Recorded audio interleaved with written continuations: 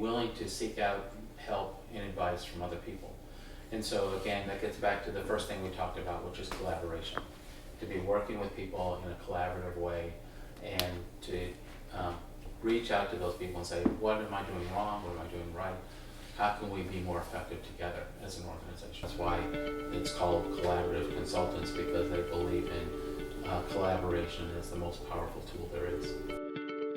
Hi, I'm Klayton Carpenter. I'm here with Dave Buis, retired engineer and program manager, and someone who's developed some strategies that will help modern businesses take their program to the next level.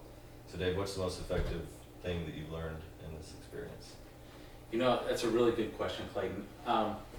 I think probably the most powerful tool that can happen in any company is really the power of collaboration. And I've experienced it firsthand to be able to see how collaboration can work and how it actually becomes a multiplier, not just an addition to people working together. So a lot of times you think about certain people have certain skills and you put them together and 2 + 2 = 4 and you get more, right? When you're collaborating, it's more like 2 × 2 or 2 × 3 = 6. And it just multiplies up by orders of magnitude. It's so powerful in ways that we had never envisioned, for me personally, experiencing in my life. So let me give you an example of that. I was the industry director for a program called Access 5, which was all about trying to enable UAVs to fly in the national airspace. And at the time, the FAA had no clue what an unmanned air vehicle was. And so we set out, there was 10 different organizations. We wanted to try to be able to fly drones, as they're being called today a lot, into the national airspace. And this was in the early 2000 time period where people weren't even thinking about it. They knew about the military flying it, but not in commercial airspace. And we set out a 5-year plan. It was going to cost us close to $500 million to go do and prove to the FAA and set up an organization with the FAA to start writing rules in the FAA language and the bylaws for us to be able to start flying UAVs in the national airspace. So we had to start writing federal aviation regulations, or FAR clauses, that had to be written in order to allow people to start flying. And FAA didn't even know what a UAV was at the time. But we had these 10 disparate organizations. Many of them were competing with each other, like Boeing and General Atomics and AeroVironment. All these companies that typically competed with each other. And now we were partnering up with one common goal and one objective. And we had one common pool of money to work from. And the power of collaboration was so effective, of us working together in such a powerful way, that we were able to accomplish that objective literally in under 3 years and under $300 million. We actually spent less than $200 million to really execute all, and the FAA stood up their program office and started running with it and executing on it, to the point where we actually stood down our organization separately early, because we had accomplished our objectives way ahead of schedule. And most people were saying, oh, this isn't going to happen, it's going to take way too long. And instead, we got it done early and under cost, ahead of schedule. Phenomenal results. And for me, one of the biggest experiences, typically when organizations are working together, especially ones historically compete with each other, they are constantly fighting with each other over how much of the money they're going to get. That's really where you know the rubber's meeting the road, is when you start applying money to specific resources and paying people to do jobs. And so we had something we called a mosh pit, where we would all get together in a room, and literally it looked like a mosh pit, where we were in this auditorium where people would stand up and present their ideas. We had developed work packages of work we had to do throughout the year, and we had this concept of choosing the best athlete. It didn't matter what organization you were from, it didn't matter who you were. We told everybody, take your badges off, we are now one organization. Doesn't matter who you actually are getting paid by or from. And so we set out, we had these mosh pits, we presented ideas, and I remember vividly one night, we were a team of people were presenting their idea on this one work package. They said, this is how we need to do it. They laid out their entire plan. They said, this is how much it's gonna cost. And then they sat down and the very next group stood up and said, no, this is our idea of how we can compete or complete the same project. And they went through their whole litany of stuff. And then, to my surprise, at the end of the second presentation, the leader of the first group stood up and he said, they have a much better idea than ours. And we recommend that we proceed with their idea. And not only that, I'd like to participate on their team. And so if you're willing, however we can carve out our work packages, we would like to help participate, but you have the better idea. When that happened, I knew we were being successful. We were being collaborative. It wasn't a turf war anymore. We weren't fighting for control or over the money. We were all working towards that common objective. And that's how things can be really powerful in a collaboration environment, where you accomplish much more than you ever anticipated, than you ever expected. And that was probably the most rewarding, one of the most rewarding experiences of my career, where I got to see that happen in actuality.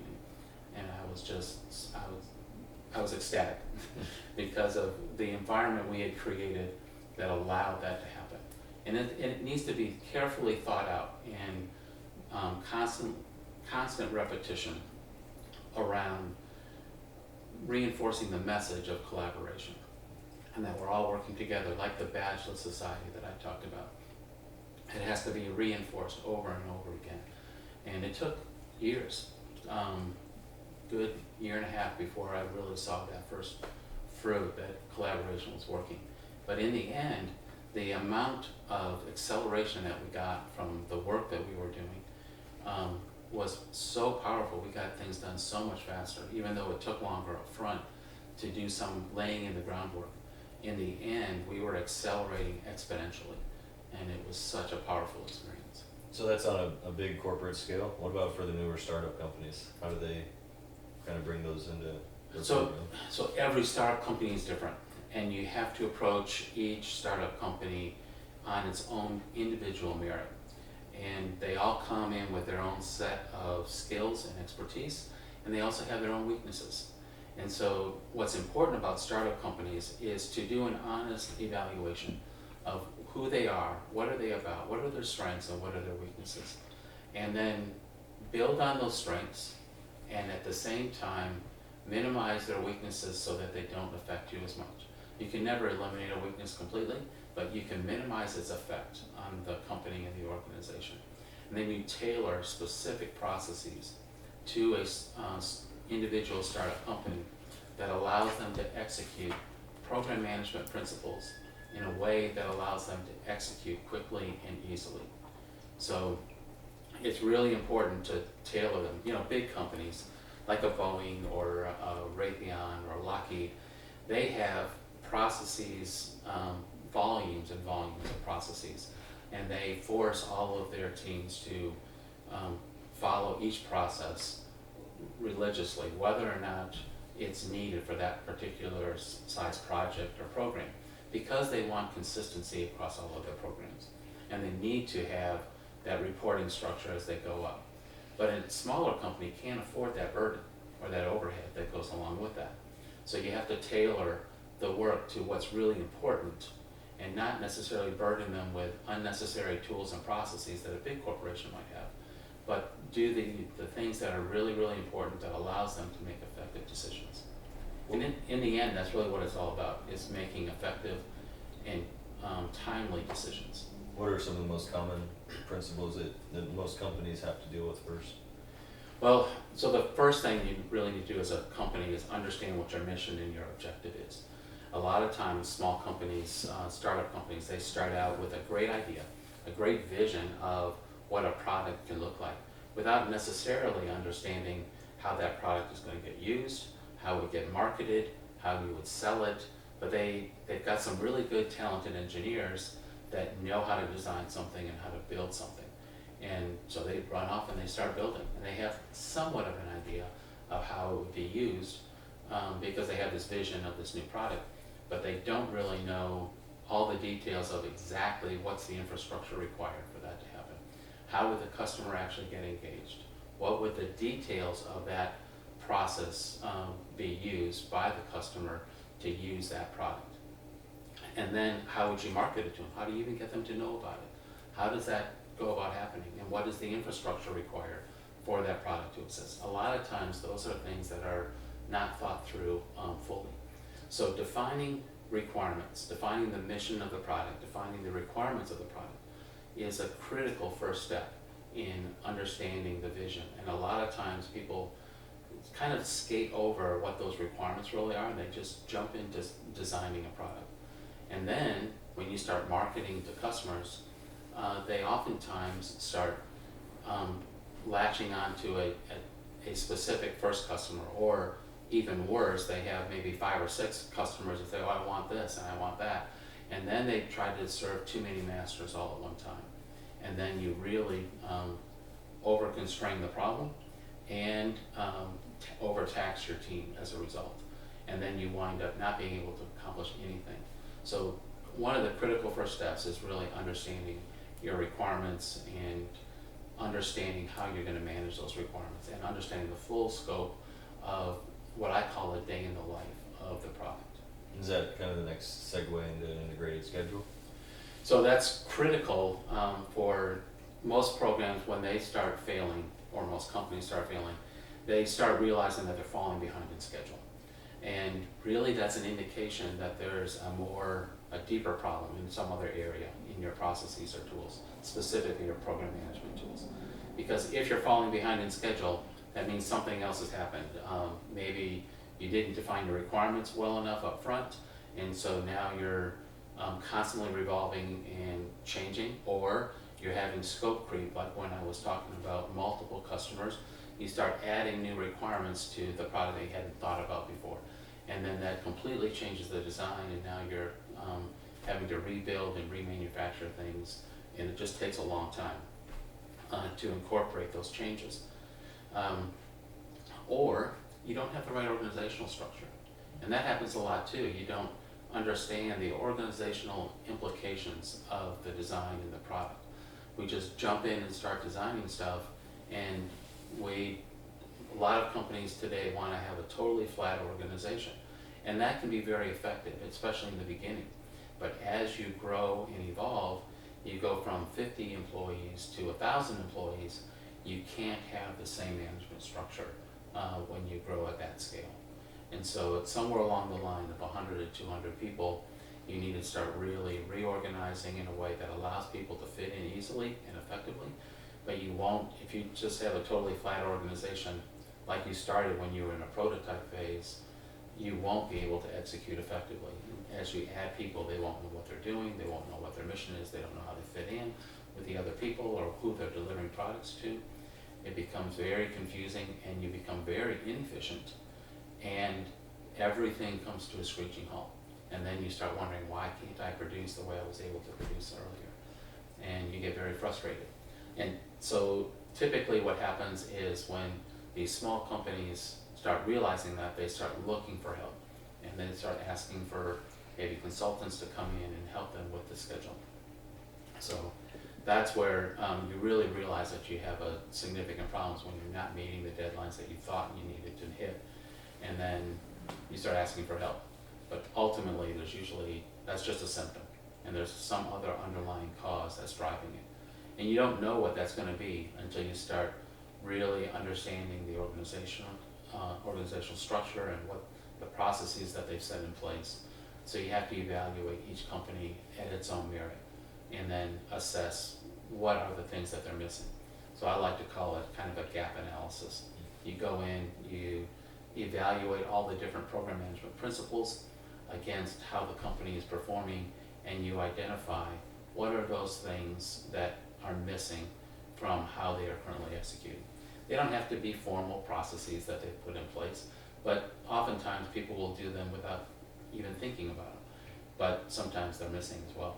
And so you just need to sit down and kind of do that analysis, figure out what are they missing, and then streamline new processes for them to fill in those gaps. Sort of out of the whole, I guess is what, 15? Yeah. 17 or something in there? Yeah. So I'm gonna rattle off one. Can you give us just a little 30-second on what it is in kind of layman's terms? Sounds good. So the first one would be leadership. Oh, so critical. Leadership sets the stage for everything. It's all about having a vision, having a focus, and being able to point your team in the direction of where they're going.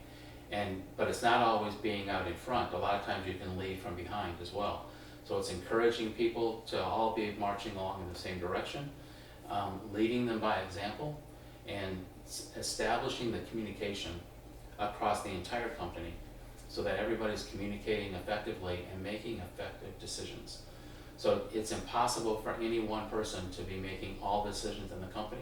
So you have to set some guidelines for how are those decisions going to get made, what are the principles that we want to use for making those decisions. So what's really important is for us to have a set of guidelines that allows everyone in the organization to be able to know, okay, here's our culture, here's the guidelines, here's our priorities that we want to make decisions against, and everyone knows what those are. So when they're making decisions, they can use those principles in a way to make effective decisions, so you don't have to be present. We don't need any one individual to make those decisions. Everyone can effectively make those decisions if you have established the appropriate guidelines to make those decisions. And then that way you can flow down the decision-making process and execute quickly. How about requirements and baseline management? So I talked about this already a little bit, and that's extremely important, especially up front when you're trying to understand what the product is, what those requirements are, nail them down, and then don't let them change. If you're going to execute on a timeline, you have to get the bare minimum requirements defined, and then you don't allow any scope creep into the requirements unless it's absolutely necessary to meet your objectives. What about supplier management? No one can do this alone. Everyone is going to have to buy something from someone. You can't make everything from scratch. And so you have to have strategic relationships with suppliers that are important to building your product. You want to establish those relationships up front and have some buy-in with those specific companies that are going to give you value to your company. So understand what those relationships are, what parts of your product are really critical to the success of your company, and establish critical strategic relationships with those companies. Other ones are going to be commodity purchases like bolts and screws. You just want to get the best price, so you can farm those out as best you want to whoever is going to provide you the best price at the best quality. But what's really important is establishing those relationships that you need with those critical components for yourself and those suppliers. What about risk and opportunities management? What's the difference between those two? They're basically two different sides of the same coin. Risks are something that could potentially happen to the program in a negative way that hasn't happened yet. But because if it has happened or is 100% chance of happening, that's an issue. A risk is something that could happen, hasn't happened yet, but could bite us. And so you want to assess the consequence of a risk and the probability of that risk occurring. And the flip side of that is the opportunity where something positive could happen, hasn't happened yet, could potentially bring in more money instead of costing money, and it hasn't happened, so there's a probability of occurrence, and there is a consequence of that, or how much money you could actually make as a result of that, or maybe speed up the timeline. So each of those are really important. They offset each other, and by attacking opportunities with the same intensity that you look at risks, you can actually compensate a lot of your risks with opportunities. So if you're costing more money from a risk or burning schedule, you can capture an opportunity that actually pulls your schedule to the left or brings in more money as well. And so it's important to balance your portfolio with risks and opportunities in an effective way to balance your risk without necessarily adding money from your budget to accommodate for the risk, which is how most people handle it. And that's built on top of what we've talked about previously, is the integrated schedule. Correct. In fact, those two things are closely linked with each other, because without understanding the schedule, you'll never really know what your risks are. You can accomplish anything given enough time, but we never have an infinite time. So there's always a time element to every risk. Can I accomplish this in given this amount of time with a given amount of resources that I have? And oftentimes you're going to say, no, I can't do that with a few dollars or that amount of time. I'm gonna need either more time or more people, and obviously, there are many times where you don't have either. So then you have to balance that in an effective way and address it. So you can't address risks or opportunities without a schedule. And those have to be done hand in hand. Really, you have to create the schedule first, and then you can assess your risks and opportunities separately. So what about the most dreaded, possibly, earned value? Oh, actually, so a lot of people hate earned value because it gets down to the money, it gets down to things that most engineers just hate to do. They don't like to deal with costs or budgets. A lot of people think it's distasteful. But in the end, that's really where the rubber meets the road. You have to establish a budget. You have to manage the budget. If you don't manage to that effort in an effective way that's tied to your schedule, knows how you're making progress. So that's really all earned value means, is to say, as I'm progressing in my schedule, am I earning credit for that towards my objective? Or am I just spending money on things that really don't help me accomplish my objectives? And so it's important to understand the difference. If I'm not earning any value as I'm working on my schedule, I shouldn't be doing that activity. And so that's all that means with earned value, is making sure that I'm focusing on the things that are helping me accomplish my objectives and measuring it in a way that allows me to know if I'm done yet or not, or how I'm spending, if I'm going to need more money or not. And every program needs that. You just don't have to do it in some large companies will have huge teams of people measuring earned value down to the nth degree of almost a penny to account for it. You don't need to do that in the small companies. You just need to be able to make timely and effective decisions.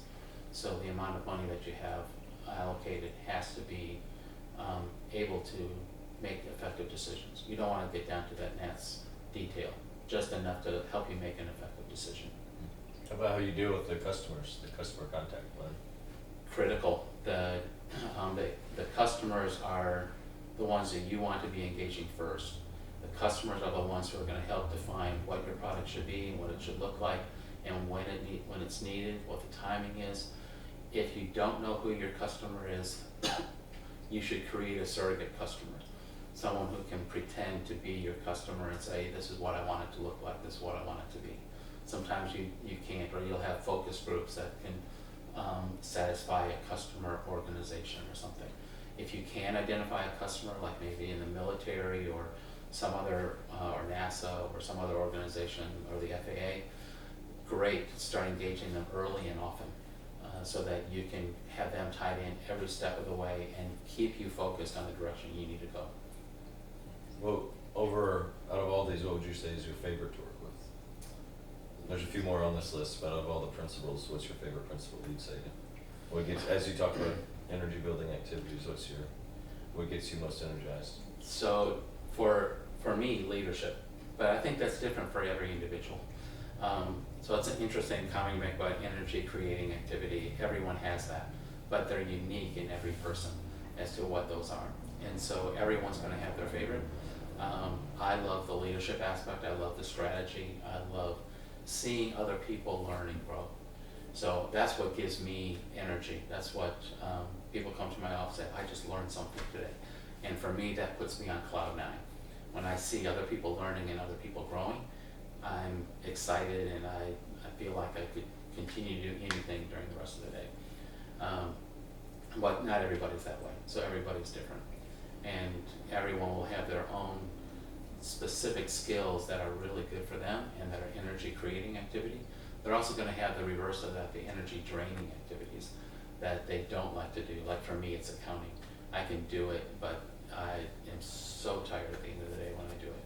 So it's really important to understand for yourself what those activities are that are energy creating activities, focus on those. And then those activities for you that are energy draining, you want to surround yourself with people that those are energy creating activities for them, so that they can offload, or you can offload those energy draining activities to people who for them is energy creating. And that way, as a group, you are all creating more energy. And the more energy we create, the more we produce, the more effective we are, the more fun we have. And we as an organization are all enjoying the activities. So matching up people's skill sets and their energy creating activity throughout the organization is critical to a highly effective organization. And that's hand in hand with career development? Absolutely. That's 100% tied to career development. That's why I love it. That's why I wrote the book Control Your Career, about creating that environment where people can succeed and excel and be doing things that they want to do on their own that are satisfying their energy creating activities and not the energy draining activities. Does it connect with independent reviews once people are within their career and you're managing them? Is that what the independent reviews are? Independent reviews are a way of looking at a problem through a second set of eyes. You never want to get so locked in that you're always looking at the problem the same way. And by getting an independent person to come in and say, why are you doing it this way? Or did you think about this aspect of it? Is always valuable to you. So I always like to bring in, at certain key points within a program, people that have never been involved in the area before. They could still be on the company, but some people that have never been involved in the program, don't know anything about it, so they've got a totally open mind, and they can ask all the dumb questions they want, because there are no stupid questions. And by bringing new, fresh ideas into the program, you get to see things from a fresh perspective. So it's really critical at very key points in the program to bring in those independent reviews and make sure that we're operating at peak effectiveness. What about the issues and actions management? That's what I wonder about. Well, that's really about, it's a supporting activity to the overarching ones. But oftentimes we'll sit in a meeting and we'll identify what are the key things that we need to be doing? What are the actions we need to be taking out of this? What issues do we have? And someone will take notes and write it down. And then we all leave the room and nothing happens, right? People go off and they start doing their day-to-day activities, and then you find out, oh, that didn't get done, or a month has gone by and no one completed that action. So really, issues and action management is all about holding people accountable and making sure we do the things that we said we were going to do. It's easy to forget about it, but it's a way of putting it on a list, putting a schedule to it, and reminding people, hey, did you get this done yet? And where is that we need to do this? Do you need help with this? So when it's not getting done, we should be not browbeating people about it, but saying, hey, did you get it done? Do you need any help? How can we make sure this gets done? Because sometimes people get overloaded, and we all need help from time to time. So there's no shame in that. We just need to be able to hold ourselves accountable and move forward. But if you don't write it down, if you don't document it, you don't put it on a list, it's going to get forgotten. And then you get a month down the road and you say, oh, we missed that critical deadline because we forgot about that action that we said we were going to take. How about managing the information through the projects? That's another supporting action. It is, and it's really important. The infrastructure, how we're able to access information, how we can make it readily available to us, so critical in execution of a program. Oftentimes we miscommunicate to people, or we have information that they don't have access to, or they don't see it. You know, we just put it on a server or in a file, or oftentimes in the old days we would have things in files in a drawer. We'd have to organize them in a specific way so people would know where to get that data, and we would communicate to everybody, hey, we just put this in this area. Now it's all electronic, but it's so much harder to find. If we just let people know, here's where we're storing it, here's where the information is, and be able to make sure everyone has access to it. It's really important to do that. If we do it online, it makes it instantly available to people from wherever they're at. It's so powerful. But if we don't tell them where it's at, and we put them in archaic places with names that may not make any sense to other people, they'll never find it. And that happens so many times. So it's really important to have an organizational structure to the way we file our information and the way we manage it, so people have easy, instantaneous access to it. That's probably changed more than anything Yeah. out of the whole spectrum. It's changed a lot as the technology evolves. How we manage our data has evolved by orders of magnitude. But with that also comes risk, because now you need to protect that information as well. How do you protect it from what they call cybersecurity, where now people can get in and mine the data and steal it from you, from your competitors that you don't want. So there's, while it's an equal blessing, it can also be a curse. So you have to protect your data, at the same time enabling all of your employees to have instant access. So it's really kind of a double-edged sword. It takes a very strategic viewpoint and people who are very smart in how to deal with all the electronic age. So, affordability and revenue management. Once you manage your revenue, you can kind of understand what's affordable and what's not. Am I correct with that, or are those It's a little more different? a little different. So affordability is about understanding your customers' value that they put on the product that you're producing. So it's not so much about the cost, but the price of the product. Then you also need to understand the cost. What is it going to take to produce it? Sometimes those are upside down, and you actually, in order to produce a product that the customer is willing to pay, is actually higher cost than what they're willing to pay. And then you have to decide, are there creative ways that I can reduce the cost so I can begin to make a profit? In the end, every company is about making profit. So without profit, we're going to be out of business. We have to remember that every single time, that we're in business to make money. And that's all centered around profit. Everything centers on profit. So affordability is a key to that. So when we do the affordability, we're looking at how much money is it going to cost us to make the product and how much can I sell it for. Revenue management, on the other hand, is about how much money am I getting in to develop this product and how much is it costing me as I move forward, and more like a cash flow, if you will, to make sure I'm sustainable throughout this process. So in some examples, we would have milestone payments from customers for specific activities that we would do. By staging those milestone payments early in the process, I can keep my cash flow positive throughout the entire process. So it's important for us to think about the cash flow and how that money is flowing in and what milestones I can create that I can sell to specific customers. Create that income that allows me to continue as I move through the product and the development and design of the product. What about integrated technology? Well, that's key to like management, our management information system. They're kind of tied to each other.